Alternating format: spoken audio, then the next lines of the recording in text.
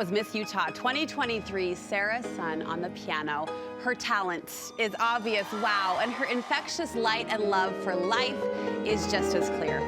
Sarah recently transferred from Cornell to Brigham Young University. She is a member of BYU's Young Ambassadors there and hopes to attend law school in the coming years.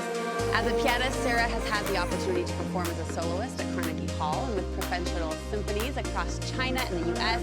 I am so honored to welcome Miss Utah, Sarah Sun, into our studio. Truly, it's a treat to meet you. Oh, thank you so much. It's a treat to meet you. I have heard such wonderful things, Sarah. I want to take you to that moment when you won. I'm sure you relive that. You have to, right? All the time. What a high. When you won the competition, though, here's what I want to ask you about. Other contestants swarmed you. Immediately, they were hugging you. They were even chanting your name. And it's been described that that scene was the most contestant-celebrated win that people could remember. So I want to know, you went on to win Miss Congeniality as well, to be voted Miss Congeniality by your peers. How did you create such a sisterhood of support with the other women that you were competing with? Honestly, it's just a testament to the other women. They were incredible. I genuinely believe any of the other 46 candidates could have been Miss Utah. But the Miss America program is a program that's founded on a foundation of sisterhood. And I think any woman can come in and develop skills that make them truly confident. When you're working toward your goals, when you're working towards serving your community and developing talents, that confidence is deep-rooted. And confident women can empower and cheer on other confident women. And I think that was a testament to that. I think that felt like a crown-winning answer. So well done. Well done again. You're the daughter of Chinese immigrants. It's also been noted you're the first woman of color to win Miss Utah. And about that, you said, for this to come to fruition was a really big deal because I feel the responsibility to honor the sacrifices of my parents, my ancestors, and all other immigrants who feel like these dreams are just too far out of reach. How do you feel remembering your heritage and honoring your parents helped you through this process? Surely. I'm actually the first Asian American Miss Utah. Thank you. And I felt so privileged to be in this position because to me, this isn't just a win for me, but it's for the thousands and millions of immigrants around the country who haven't been able to have their voices and stories come to light in a platform like this. In fact, when I think about the millions of Chinese and Chinese Americans who stepped foot on Utah soil to build the Transcontinental Railroad, who died nameless and faceless in mass graves, I think of this being a win for them, a way to remember the people who really deserve to have a crown on their head and to have this platform. So as Miss Utah, I hope that I can create a culture of inclusion, belonging that's more than just tokenistic. I may be the first Asian American Miss Utah, but I certainly won't be the last. Your faith is important to you. Yes. I want to ask you about that. A lot has been made or said about a decision that you said you were presented with, that you can either wear a modest evening gown or you can win Miss Utah, but you can't do both. You did do both. How has your faith or that pull toward modesty driven you over the years, and how do you think it helped fuel your success? Yeah, thanks for that question. I'm actually a convert to the Church of Jesus Christ of Latter-day Saints. I joined when I was 17 years old, was the first person in my family to do so.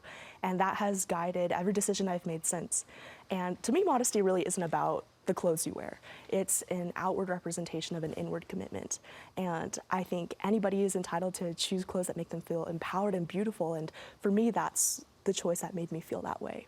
Did you ever have a waver? Did you ever have a moment where you were looking left and looking right and saying, is this the right gown? Is this the right choice? All the time. What pulled you back to that conviction or that definition of modesty that you hold to?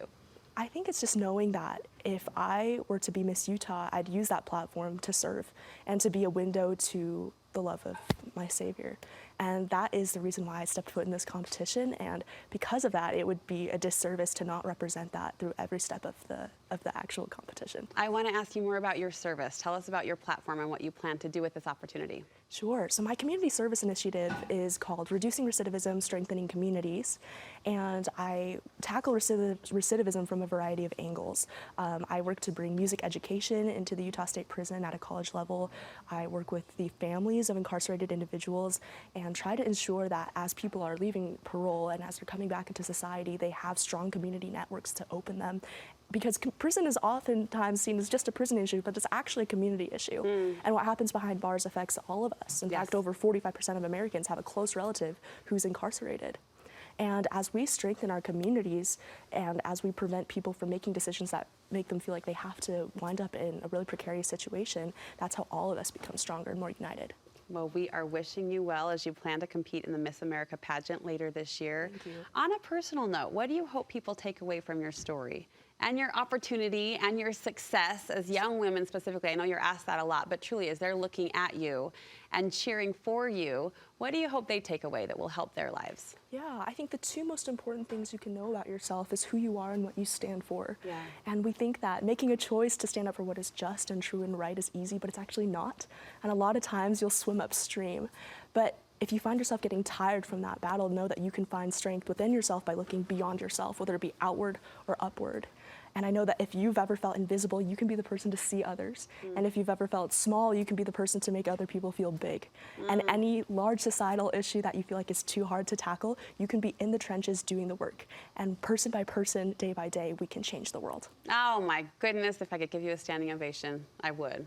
Audio would be mad at me, and so would camera line as well. But Too kind. making other people feel big is a worthy challenge. It's something you do that so well. Thank you. Congratulations to you. We are cheering you. you on. Good luck. Thank Keep you. us posted. I feel like our state will be very, very well represented, so we're excited to see how that plays out.